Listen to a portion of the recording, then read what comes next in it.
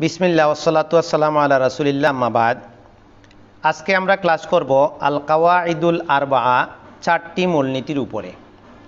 আজকের এই ক্লাসগুলি খুবই গুরুত্বপূর্ণ। আজকের ক্লাস এই জন্য যে এখানে আমরা এমন কিছু জিনিস জানতে পারবো যে মানুষ কিভাবে শিরকে লিপ্ত হয়ে তার তাওহীদকে নষ্ট করে ফেলে। গতকালকে আমরা জেনেছিলাম যে আল্লাহ সুবহানাহু ওয়া তাআলা মানুষকে কি জন্য সৃষ্টি করেছেন? তার ইবাদতের জন্য। আর এরপরে আমরা পড়েছিলাম যে ইবাদত ততক্ষণ পর্যন্ত ইবাদত হিসেবে গণ্য হবে না যতক্ষণ পর্যন্ত তাওহীদ না থাকবে। এখন তিনি বুঝাবেন যে এই তাওহীদটাকে মানুষ কিভাবে নষ্ট করে, কি কি করলে মানুষ তাওহীদের উপরে প্রতিষ্ঠিত হতে পারে না, এই জিনিসগুলো আমরা আজকে শিখব ইনশাআল্লাহ। তো প্রথমে দেখো আল কায়দাতুল উলা, প্রথম মূলনীতি, মানুষ কিভাবে শিরকে জড়িয়ে যায় এই জিনিসগুলা তিনি আমাদেরকে বুঝাবেন। প্রথমে বলছেন আন তা'লামা, যে তুমি জানবে আন্নাল কুফার আল্লাযীনা কাতালাহুম রাসূলুল্লাহি সাল্লাল্লাহু আলাইহি ওয়াসাল্লাম, আল্লাহর নবী সাল্লাল্লাহু আলাইহি ওয়াসাল্লাম যে সকল কাফিরদের সাথে যুদ্ধে লিপ্ত হয়েছিলেন, অর্থাৎ যে সকল কাফিরদেরকে তিনি দাওয়াত দিয়েছেন, পরবর্তীতে তাদের সাথে যুদ্ধে লিপ্ত হয়েছেন, এদের অবস্থানটা কি ছিল এই জিনিসটা আমাদের বুঝা দরকার। দাওয়াত দিতে যাইয়া, তাওহীদ বুঝতে যাইয়া, যে নবী সাল্লাল্লাহু আলাইহি ওয়াসাল্লাম যাদেরকে দাওয়াত দিচ্ছিলেন তাদের স্তরটা কি ছিল, তারা কোন পর্যায়ের মানুষ ছিল, তারা কি আল্লাহকে একেবারেই অস্বীকার করত, নাকি তারা আল্লাহকে স্বীকার করত, অন্য কোনো ভুল ছিল। ওই শিরক এবং কুফুরটা যখন আমরা বুঝতে পারবো তখন আমাদের বর্তমান সমাজের অবস্থা আমরা মিলাইতে পারবো। তিনি বলছেন যে তোমরা জেনে রাখো, আমাদেরকে বলছেন যে তোমরা জেনে রাখো যে সকল কুফারদের সাথে আল্লাহর নবী সাল্লাল্লাহু আলাইহি ইসলামের যুদ্ধ সংগঠিত হয়েছিল, যে তারা কাফির এই জন্য তাদের সাথে যুদ্ধ করতে হয়েছে, তাদের অবস্থাটা ছিল এরকম, মুকিররুনা, তারা স্বীকৃতি দিত। মুকিররুনা মানে কি? তারা এই স্বীকৃতি দিত আন্নাল্লাহা হুয়াল খালিক, যে নিশ্চয় আল্লাহ হলেন সৃষ্টিকর্তা, আর রাজিক, তিনি হলেন রিজিক দাতা, আল মুহয়ি, তিনি হলেন জীবনদাতা, আল মুমিত, তিনি হলেন মৃত্যুদাতা, আল মুদাব্বিরু লিজামিইল আমরি উমুরি, প্রত্যেকটা কাজের তিনি নিয়ন্ত্রণকারী, পরিচালনাকারী। এখন দেখো, যে কাফির এবং মুশরিকদেরকে আল্লাহর নবী দাওয়াত দিয়েছেন তাদেরকে তাওহীদে আনার জন্য, ইসলামে প্রবেশ করানোর জন্য, তারা সবাই এমন ছিল না যে তারা আল্লাহকে বিশ্বাসই করতো না। তাদেরও ঈমান ছিল, এক ধরনের ঈমান তাদের ছিল। কোন ঈমান তাদের ছিল? দেখো, তারা এটা স্বীকৃতি দিত যে আমাদের সৃষ্টিকর্তা আল্লাহ, এটা তারা বিশ্বাস করত। রিজিকদাতাকে আল্লাহ, এটা তারা বিশ্বাস করত। জীবন মৃত্যুর মালিককে আল্লাহ, এটাও তারাও বিশ্বাস করত। প্রত্যেকটা কাজ পরিচালনাকারীকে আল্লাহ, এটাও তারা বিশ্বাস করত। এরপরে বলছেন ওয়ালাম ইউদখিলহুম যালিকা ফিল ইসলাম, এই বিশ্বাস তাদের থাকার পরেও, অর্থাৎ আল্লাহ রিজিক দেন, আল্লাহ মৃত্যু দেন, আল্লাহ জীবন দেন, আল্লাহ সৃষ্টিকর্তা, আল্লাহ সব কিছুর পরিচালনাকারী, এই ঈমান মক্কার কাফিরদের ছিল, থাকার পরেও এটা তাদেরকে ইসলামের মধ্যে প্রবেশ করাতে পারেনি। এর দলিল কি? ওয়াদ-দালিলু কওলুহু তাআলা, এর দলিল হচ্ছে আল্লাহ সুবহানাহু ওয়া তাআলার বাণী, সূরা ইউনূসের 31 নম্বর আয়াত। তিনি বলছেন قُلْ مَنْ يَرْزُقُكُمْ مِنَ السَّمَاءِ وَالْأَرْضِ أَمَّنْ يَمْلِكُ السَّمْعَ وَالْأَبْصَارَ وَمَنْ يُخْرِجُ الْحَيَّ مِنَ الْمَيِّتِ وَيُخْرِجُ الْمَيِّتَ مِنَ الْحَيِّ وَمَنْ يُدَبِّرُ الْأَمْرَ فَسَيَقُولُونَ اللَّهُ فَقُلْ أَفَلَا تَعْقِلُونَ। আল্লাহ নবীকে বলছেন আফালা তাত্তাকুন, আল্লাহ সুবহানাহু ওয়া তাআলা নবীকে বলছেন কুল, আপনি বলুন। ওদেরকে প্রশ্ন করতে বলেছেন। কাদেরকে? মক্কার কুফার যারা ছিল তাদেরকে প্রশ্ন করতে বলেছেন, যে তুমি তাদেরকে প্রশ্ন করো মাইয়ারযুকুকুম মিনাস সামাই, আসমান থেকে তোমাদেরকে কে রিজিক প্রদান করে, ওয়াল আরদি, এবং জমিন থেকে তোমাদেরকে কে রিজিক প্রদান করে, আম্মাইয়ামলিকুস সামআ ওয়াল আবসারা, অথবা শ্রবণ শক্তি, কর্ণ শক্তি, যে শোনার শক্তিগুলো আছে, দেখার শক্তি আছে, এর ক্ষমতা কার হাতে, কে এগুলো নিয়ন্ত্রণ করেন, ওয়ামাই ইউখরিজুল হাইয়া মিনাল মাইয়িতি, আর মৃত থেকে জীবিতকে কে বের করে আনেন, ওয়াইউখরিজুল মাইয়িতা মিনাল হাইয়ি, আর জীবিত থেকে মৃতকে কে বের করে আনেন, আর এর আগে বলছে মৃত থেকে জীবিতকে কে বের করে আনেন, ওয়ামাই ইউদাব্বিরুল আমরা, আর সব কিছু, সব কাজকর্ম কে নিয়ন্ত্রণ করেন, কে পরিচালনা করেন, এই প্রশ্ন কে করেছিলেন? নবী সাল্লাল্লাহু আলাইহি ওয়াসাল্লাম। কাদেরকে? মক্কার কাফিরদেরকে, মুশরিকদেরকে। তারা কি উত্তরে বলেছিল? ফাসায়াকুলুনাল্লাহ, তারাও বলেছিল যে এই কাজগুলি কে করেন? আল্লাহ সুবহানাহু ওয়া তাআলা করেন। এরপর বলছেন ফাকুল আফালা তাত্তাকুন, তাহলে কি তোমরা তাকওয়া অবলম্বন করবে না? আল্লাহকে কি ভয় করবে না? তার মানে হচ্ছে তোমরা এগুলো স্বীকার করো, তারপরেও তোমরা মুমিন হতে পারোনি, এখন কি তোমরা মুমিন হবে না? প্রকৃত তাওহীদে তোমরা আসবে না? মূলত এটা হচ্ছে তাওহীদে রুবুবিয়া। এটার নাম কি? আল্লাহ সৃষ্টি করেন, আল্লাহ রিজিক দেন, আল্লাহ জীবন মৃত্যুর মালিক, আল্লাহ সব পরিচালনা করেন। এটা হচ্ছে আল্লাহর রুবুবিয়াতের সিফাত। এই সিফাত মক্কার কাফির মুশরিকরাও স্বীকার করত, বিশ্বাস করত, কিন্তু এই তাওহীদের রুবুবিয়ার স্বীকৃতি তাদেরকে কিসের মধ্যে প্রবেশ করাতে পারেনি? ইসলামের মধ্যে প্রবেশ করাতে পারেনি, কারণ আরও তাওহীদ রয়ে গেছে। তাওহীদুল উলুহিয়া রয়ে গেছে, আসমা ও সিফাতের তাওহীদ রয়ে গেছে। এই জন্য পরিপূর্ণভাবে তাওহীদ যতক্ষণ পর্যন্ত কারো মধ্যে না আসবে, ততক্ষণ পর্যন্ত সে মুওয়াহিদ বা তাওহীদবাদী বা প্রকৃত মুমিন হতে পারবে না। তাহলে আমরা এই মূলনীতি, প্রথম মূলনীতি দিয়ে তিনি আমাদেরকে বুঝালেন যে দেখো, আল্লাহকে শুধু আল্লাহ আছেন বললেই তোমার তাওহীদ হবে না, আল্লাহ তোমাকে রিজিক দেন মনে করলেই তাওহীদ হবে না। অনেক মানুষ আছে শুধু এই তাওহীদই প্রচার করছেন, তারা বলছেন যে না ভাই কিছুই না, আল্লাহই সব করেন, আল্লাহই খাওয়ান, আল্লাহই পালেন, আল্লাহই সব করেন। এটা তো মক্কার মুশরিকরাও স্বীকার করত। তাহলে ওই তাওহীদ আর এই তাওহীদের পার্থক্য কোথায়? শুধু রুবুবিয়াতের যদি তাওহীদের প্রসার আমাদের সমাজে আমরা করতে থাকি, তাহলে তো এই তাওহীদ মুশরিকরাও স্বীকার করতো, তাহলে তো আর কোনো বেশ কম থাকলো না, থাকলো? এখন দেখতে হবে যে কোন জায়গায় ঘাটতি ছিল, যার কারণে এই মুশরিকগুলো তাদের এই তাওহীদ থাকার পরেও, অর্থাৎ রুবুবিয়াতের তাওহীদের স্বীকৃতি দেওয়ার পরেও তারা মুওয়াহিদ হতে পারেনি, আপনার কি হতে পারেনি? মুসলিম হতে পারেনি। এখন আমরা দ্বিতীয় মূলনীতি দেখব।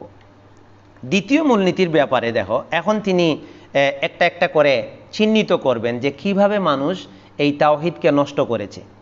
আল কায়দাতু সানিয়া, এর অর্থ কি? দ্বিতীয় নীতি। আল কায়দাতু সানিয়া, দ্বিতীয় নীতি। আন্নাহুম ইয়াকুলুনা, তারা বলতো, ওই রুবুবিয়তের তাওহীদের স্বীকৃতি দেওয়ার পরেও মানুষ মুশরিক হয়ে গেছে। এর কারণ কি? এর কারণ হচ্ছে তারা বলতো, ওই যে তারা বিভিন্ন মূর্তির পূজা করত, দেবদেবীর পূজা করত, বিভিন্ন ধরনের গাছ, ওই যে এর সামনে আসতেছে, তারা সূর্য, কেউ ফেরেশতা, কেউ নেকবান্দা, কেউ পাথর, ওগুলোর ইবাদত করত। এর কারণটা কি ছিল?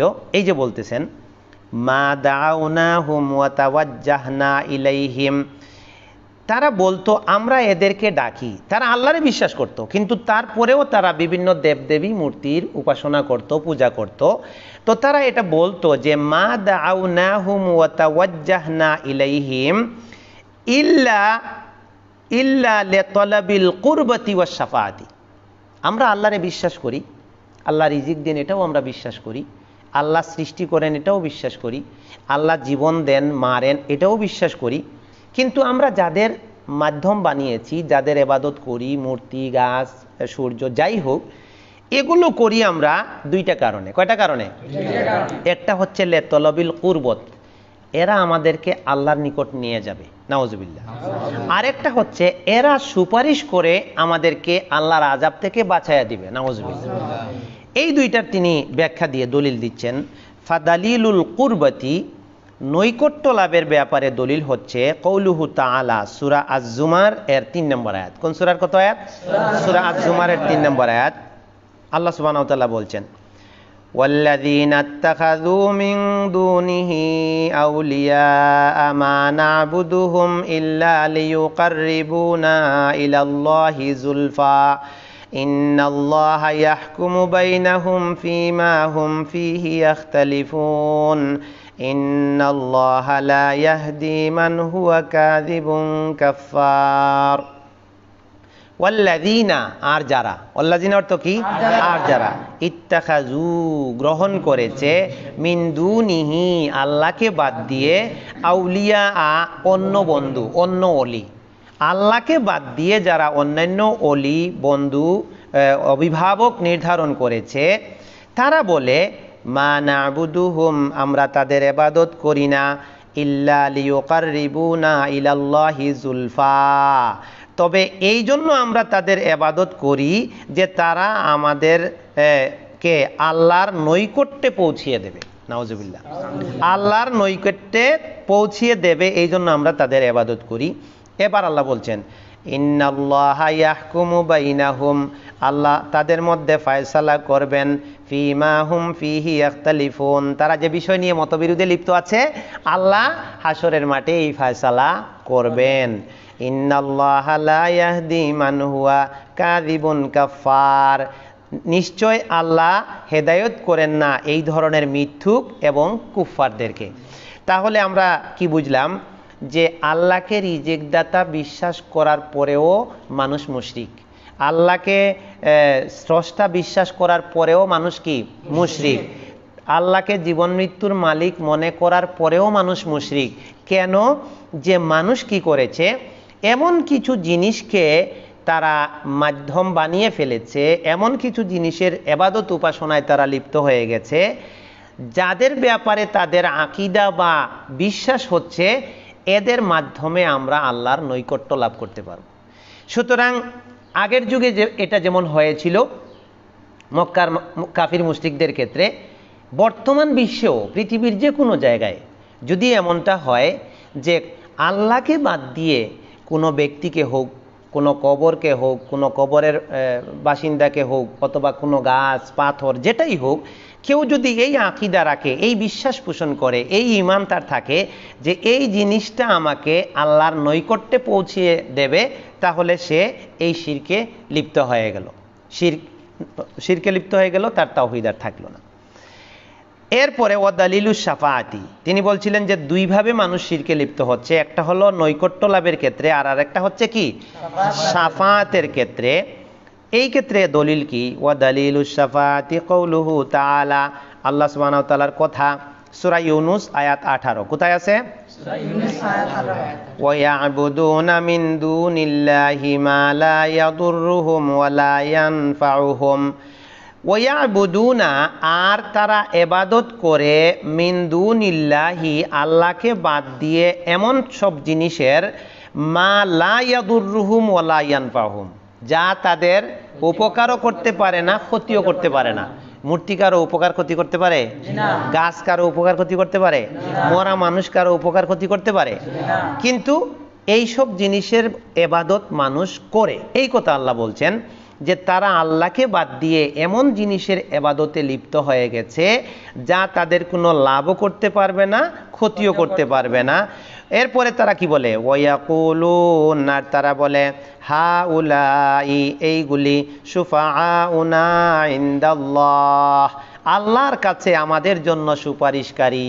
নাউজুবিল্লাহ আল্লাহকে বাদ দিয়ে আরো অন্যান্য জিনিসের তারা ইবাদত করে আর তারা বলছে যে এরা আল্লাহর কাছে আমাদের জন্য সুপারিশ করবে বর্তমান বিশ্বে অনেক জায়গায় অনেক মানুষ এরকম আছে এই ভুল শাফাআতের মধ্যে পড়ে তারা শিরকে লিপ্ত হয়ে গেছে শাফাআতের ব্যাপারে ভুল আকীদা থাকার কারণে মুশরিক হয়ে গেছে আল্লাহ বলছেন কুল আতুনাব্বিউনাল্লাহা বিমা লা ইয়ালামু ফিস সামাওয়াতি ওয়ালা ফিল আরদ ইশ মারাত্মক কথা আল্লাহ নবীকে বলছেন আচ্ছা তুমি এই মানুষগুলোকে বলো তো ওরা যে এই আকীদাটা পোষণ করলো এই বিশ্বাস পোষণ করলো যে তারা কিছু জিনিসকে নিজেদের মতো মনগড়া বানিয়ে তাদের ইবাদত করছে আর বলছে এরা আমাদের জন্য আল্লাহর কাছে সুপারিশ করবে আল্লাহ নবীকে বলছেন আচ্ছা তুমি এদেরকে বলো তো যে তোমরা কি আল্লাহকে এমন সংবাদ দিতে চাও যেটা আসমান জমিনের মধ্যে আল্লাহ এই বিষয়টা জানেন না আল্লাহ, অর্থাৎ আল্লাহ এই পারমিশন দেননি,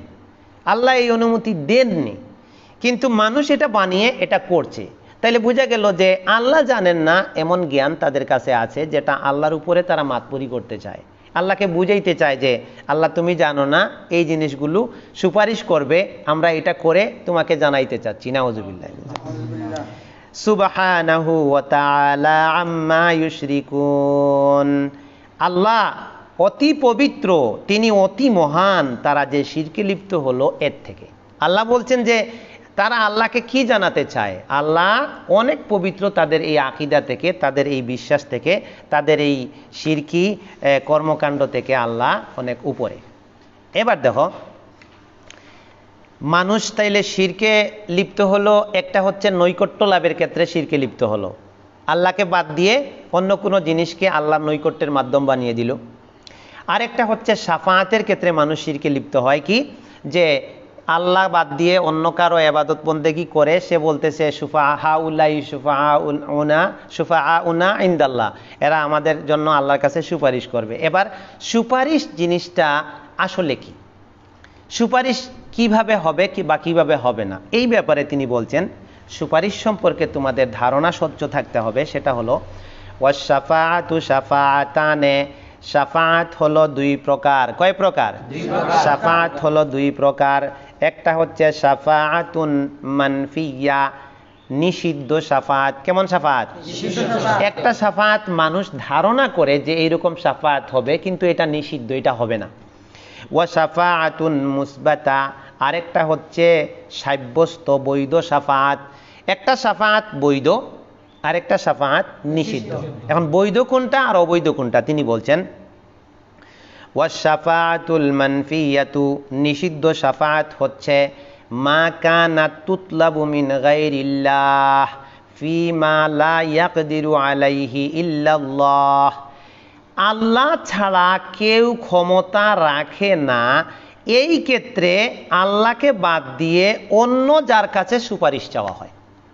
মনে করো আমি একজনের কাছে আশা করলাম যে সে সুপারিশ করে আমার এই কল্যাণ করতে পারবে, যেটা একমাত্র আল্লাহ করতে পারেন। অমুক সুপারিশ করে আমাকে জান্নাতে দিবে, কিন্তু এই কাজটা একমাত্র কে করতে পারেন? জান্নাতে দেওয়ার মালিককে, আল্লাহ। তাই আল্লাহ জান্নাতে দিবেন, কিন্তু আমি একজনকে মালিক বানাই দিলাম যে না, অমুক এত বেশি আল্লাহর নৈকট্য লাভ করছে, তার কথা আল্লাহ না শুনলে তো হবেই না, তাহলে আমি তাকে সুপারিশকারী বানাইলাম, এবং সে বসে আছে যে না, অমুকের সুপারিশে আমি জান্নাতে যাব। এই কথাটা উনি বলছে যে মা কানাত তুতলাবু মিন গায়রিল্লাহ, আল্লাহকে বাদ দিয়ে অন্য কারো কাছে যে সুপারিশ চাওয়া হয়, ফিমা লা ইয়াকদিরু আলাইহি ইল্লাল্লাহ, যে ব্যাপারে একমাত্র আল্লাহ ছাড়া কারো ক্ষমতা চলে না। ওয়া দলিলু কওলুহু তাআলা, এই ব্যাপারে দলিল হচ্ছে মানুষ কিভাবে এই শাফাআতে লিপ্ত হয়েছে। আল্লাহ বলছেন ইয়া আইয়ুহাল্লাযীনা আমানু, হে ঈমানদারগণ, আনফিকু, তোমরা ব্যয় করো, মিম্মা রাযাকনাকুম মিন ক্বাবলি, ওই জিনিস থেকে যা আমি তোমাদেরকে রিজিক দিয়েছি, ওই দিন আসার আগে। কোন দিন আসার আগে? আইয়াতিয়া ইয়াউমুন, এমন একটা দিন আসার আগে, লা বাইউন ফিহি, সেই দিন কোনো বেচা কিনা চলবে না। কি চলবে না? এক নাম্বার কাজ হচ্ছে বেচা কিনা চলবে না। দুই নাম্বার ওয়ালা খুল্লাতুন, কোনো বন্ধুত্ব চলবে না। কি চলবে না? বন্ধুত্ব চলবে না। তিন নাম্বার ওয়ালা শাফাআতুন, কোনো সুপারিশ চলবে না। ওই যে আল্লাহ নাকচ করে দিলেন। আল্লাহ কি করে দিলেন? যে এমন সুপারিশ চলবে না যে সুপারিশের পারমিশন আল্লাহ দেন নাই। আল্লাহর ক্ষমতায় আছে আর আরেকজন এই ক্ষমতা নিয়ে নেবে আল্লাহর অনুমতি ছাড়া, এটা হবে না।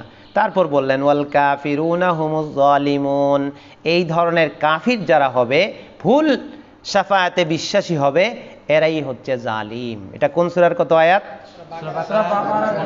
সূরা আল বাকারা 254। তাহলে এই আয়াতের মধ্যে আল্লাহ একটা শাফাআতকে নিষিদ্ধ করে দিলেন, নাকচ করে দিলেন। তিনি বললেন যে হে ঈমানদারগণ, তোমরা একটা দিনকে ভয় করো, যে না, একটা দিন আসার আগে তোমরা আল্লাহর পথে খরচ করো, যে দিন কি হবে না, বেচা কিনা চলবে না, বন্ধুত্ব চলবে না, শাফাআত চলবে না, কাফেররা এই দিন জালিম হিসেবে পরিণত হবে। তাইলে বোঝা গেল সব শাফাআত আল্লাহর দরবারে কবুল হবে না। কি হবে না? সব শাফাত, অনেকে শাফাত তো করতেই পারবে না, আর শাফাত করলেও এটা গ্রান্ট হবে না। তাহলে কোন শাফাত কাজে লাগবে এটা জানা লাগবে না? ওয়াস শাফাআতুল মুসবাতা, আর বৈধ শাফাত হচ্ছে হিয়াল্লাতি তুতলাবু মিনাল্লাহ, ওই শাফাত যেটা আল্লাহর পক্ষ থেকে চাওয়া হয়। কোন শাফাত? যেটা আল্লাহর পক্ষ থেকে চাওয়া হয়, সেই শাফাত হচ্ছে বৈধ। এইটার ব্যাপারে কি, একজন হবেন সুপারিশকারী আর আরেকজন হবেন সুপারিশকৃত, যার ব্যাপারে সুপারিশ করা হবে। সুপারিশ তো কেউ কারো ব্যাপারে করে, তাই না? তাহলে এখানে দুইটা পক্ষ। কয় পক্ষ? দুইটা পক্ষ লাগবে সুপারিশের ক্ষেত্রে, দুইটা পক্ষ। একজন হচ্ছে শাফিঈ অর্থাৎ সুপারিশকারী, আরেক পক্ষ হচ্ছে যার ব্যাপারে সুপারিশ করা হচ্ছে। এই দুই ব্যাপারে কি বলা আছে? ওয়াশ-শাফিউ মুকরামুন বিশ-শাফাআত, যিনি সুপারিশকারী হবেন তিনি শাফাআতের পারমিশন পাইয়া সম্মানিত হবেন। অর্থাৎ মা ইল্লা মান আদিনা লাহুর রহমান ওয়া রাদিয়া লাহু কওলা, মানে যার ব্যাপারে আল্লাহ সন্তুষ্ট হবেন, তার কথায় সন্তুষ্ট হইয়া তিনি অনুমতি দিবেন, হ্যাঁ আমি তোমাকে পারমিশন দিলাম, এবার তুমি অমুকের ব্যাপারে সুপারিশ করতে পারো। এই অনুমতি পাওয়ার আগ পর্যন্ত কেউ কারো জন্য সুপারিশ করতে পারবে না। তাহলে যিনি সুপারিশ পাওয়ার উপযুক্ত হবেন, সেদিন এই অনুমতি পাবেন, তিনি সম্মানিত হবেন। তিনি কি হবেন? সম্মানিত হবেন। ওয়াল মাশফুউ লাহু, আর যার জন্য সুপারিশ করা হবে, মাশফুউ লাহু মানে হচ্ছে কি, যার জন্য সুপারিশ করা হবে, কি মান রাদিয়াল্লাহু কাওলাহু ওয়া আমালাহু বাদাল ইজনি, কাউকে সুপারিশের অনুমতি দেওয়ার পরে যার আমলে এবং কথায় আল্লাহ তার উপরে সন্তুষ্ট হবেন, ওই সন্তুষ্ট হওয়া ব্যক্তির ব্যাপারে আল্লাহ বলবেন, যাকে অনুমতি দিবেন তাকে, যে এইবার তুমি এই ব্যক্তির ব্যাপারে সুপারিশ করো। কামা ক্বালা তাআলা, যেমন আল্লাহ সুবহানাহু ওয়া তাআলা বলেছেন সূরা আল বাকারা 255 আয়াত, মান যাল্লাযী ইয়াশফাউ ইনদাহু ইল্লা বিইজনিহি, কে আছে সেই সত্তা যে সুপারিশ করবে তার কাছে। কার কাছে? আল্লাহর কাছে। ইল্লা বিইজনিহি, তার অনুমতি ব্যতীত বা অনুমতি ছাড়া। তাহলে বোঝা গেল শাফাআত আমরা জানলাম। শাফাআত কয় প্রকার? দুই প্রকার। একটা শাফাআত কি নিষিদ্ধ, ওটা চলবে না, মানুষ যেটার উপর নির্ভর করে আছে। মানুষ এখন মনে করছে যে আমি অমুকের ভক্ত হয়ে গেলাম, অমুকের মানে হুকুম আহকাম, তার যাবতীয় কথাবার্তা আমি মেনে চলি, এই জন্য যে সে সুপারিশ করে আমাকে জান্নাতে পৌঁছায় দেবে, এই আকীদা মানুষ রাখতে পারবে না। এই জন্য যে ওই ব্যক্তি যে সুপারিশ করতে পারবে, সে যে অনুমতি পাবে, এই গ্যারান্টি কোথায়? এই গ্যারান্টি তো নাই, তাই না? তো একজন মানুষ অনুমতি পাবে হাসরের মাঠে, কিয়ামতের দিন অনুমতি দিবেন আল্লাহ যে তুমি সুপারিশ করো অমুকের ব্যাপারে। এর আগ পর্যন্ত তো অনুমতি এখনো পায়নি।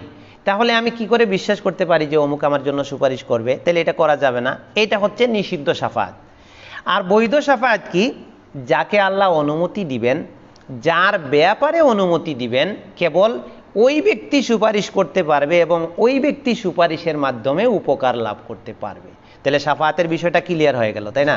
তাহলে আমরা আজকের খুব গুরুত্বপূর্ণ যে পাঠটা, এটা থেকে খুব মারাত্মক জিনিস আমাদের জন্য শিক্ষা হয়ে গেল, যে আল্লাহকে শুধু স্রষ্টা আর রিজিক দাতা আর সব কিছু করেন আর জীবন দেন মরণ দেন, এই বিশ্বাস করলেই আল্লাহর ব্যাপারে কেউ কি হয়ে যায় না?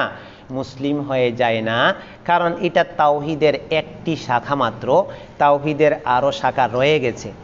মক্কার মুশরিক যাদের সাথে আল্লাহর নবীর যুদ্ধ হয়েছিল, যে সকল কাফিরদের সাথে নবী জীবনপণ যুদ্ধ করেছেন, যাদের সাথে তার মানে দাওয়াত চলছিল, যাদেরকে তিনি ইসলামের পথে আনার চেষ্টা করছিলেন, তাদেরও এই ঈমানটুকু ছিল, এই বিশ্বাসটুকু ছিল যে আল্লাহ রিজিক দেন, সৃষ্টি করেন। তারপরেও তাদেরকে এই বিশ্বাস ঈমানে প্রবেশ করাইতে, ইসলামে প্রবেশ করাইতে পারে নাই।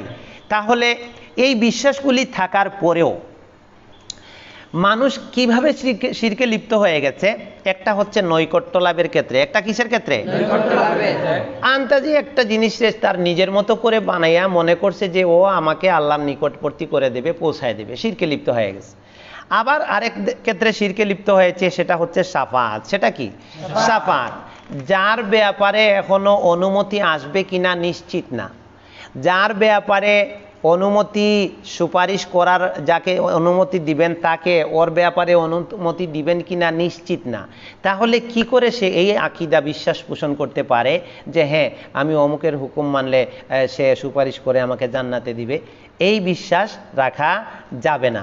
কারণ যার আমার ব্যাপারে একজন সুপারিশ করবে, কিন্তু আমার ব্যাপারে যদি আল্লাহ খুশি থাকেন আর তিনি ওই ব্যক্তিকে অনুমতি দেন যে হ্যাঁ অমুকের ব্যাপারে করো, তখন যে, এর আগে না। তাইলে এটা কি আমরা দুনিয়াতে বুঝতে পারবো? দুনিয়াতে কারো ব্যাপারে বোঝার কোনো উপায় নাই। তবে শাফাআত আছে, শাফাআত আছে। নবীরা শাফাআত করবেন, আল্লাহর নৈকট্যপ্রাপ্ত বান্দারা শাফাআত করবেন। এটা হাসরের মাঠে কিয়ামতের বিচারে আল্লাহ যাকে অনুমতি দিবেন তিনি করতে পারবেন, আর যার ব্যাপারে অনুমতি দিবেন তার পক্ষে সুপারিশ করতে পারবেন। এর বাইরে কেউ কারো জন্য সুপারিশ করতে পারবে না। তাইলে সুপারিশের ব্যাপারে ধারণা ক্লিয়ার? এখন তো মানুষকে বুঝাইতে পারবা তো, বক্তৃতা দাও আর ক্লাসে হোক। এই শাফাআতের ব্যাপারে মানুষ বিভ্রান্তির শিকার হইয়া, আমাদের দেশেই দেখলে দেখবা যে ঘুরলে পাওয়া যাবে বিভিন্ন জায়গায় বিভিন্ন খানকা মানকা বানাইয়া বিভিন্ন এক একজন বুজুর্গ সেজে বসে আছে, আর মূর্খ মানুষ তাদের কাছে আসতেছে আর হাদিয়া তুফা দিচ্ছে। আর মানুষ, ওই মানুষগুলো মনে করতেছে যে হুজুরের ভক্ত হয়ে গেছি, এখন হুজুরে হাদিয়া তুফা দিমু, এখন হুজুর কিয়ামতের দিন সুপারিশ করে আমাদেরকে জান্নাতে নিয়ে যাবে। এই জন্য তারা কি করে না, তাদের আর দিন ধর্ম পালন অত গুরুত্বপূর্ণ মনে করে না। এমন লাখো মানুষ পাবা যারা কোনো মাজারওয়ালার ভক্ত আছে বা কোনো বুজুর্গের ভক্ত আছে, কিন্তু এরা ঠিক মতো 5 ওয়াক্ত নামাজও পড়ে না, তারা তাওহীদের উপরে নাই, তারা আল্লাহর সকল বিধিবিধান পালন করে না। এমনকি মদ খায়, গাঞ্জা খায়, আবার বছরের মধ্যে উরুসও করে, আবার মনে করে যে একজন আল্লাহর অলির মাজারকে কেন্দ্র করে উরুস বানাইলো এবং মনে করে যে ওই অলি আল্লাহ আবার সুপারিশ করে জান্নাতে নেবে। এই ধরনের বিশ্বাসগুলি আমাদের সমাজে যদি না থাকতো তাহলে মানুষ এগুলো করতো না। এই বিশ্বাসগুলি আছে বিধায় মানুষ এই কাজগুলি অহরহ করে যাচ্ছে। 1000 নয়, 100 নয়, লক্ষ লক্ষ কোটি মানুষ এই শিরকে লিপ্ত হইয়া দুনিয়া আখেরাত নষ্ট করে দিচ্ছে, পরকাল নষ্ট করে দিচ্ছে। তাহলে এই যে তাওহীদের পাঠগুলো, এই বইটা এটা যে বলেছিলাম ওই যে একদিন যে মদিনা থেকে আনছিলাম আর আইনা অনুবাদ করে যে আমরা ক্লাস করতেছি, তাহলে এই যে তাওহীদের শিক্ষাগুলো, এগুলা যদি আমাদের সব জায়গায় চালু হয়ে যায় তাহলে ইনশাআল্লাহ আমাদের সমাজের মানুষের ভুল ভাঙতে শুরু করবে, মানুষ আস্তে আস্তে তাওহীদের দিকে আসবে।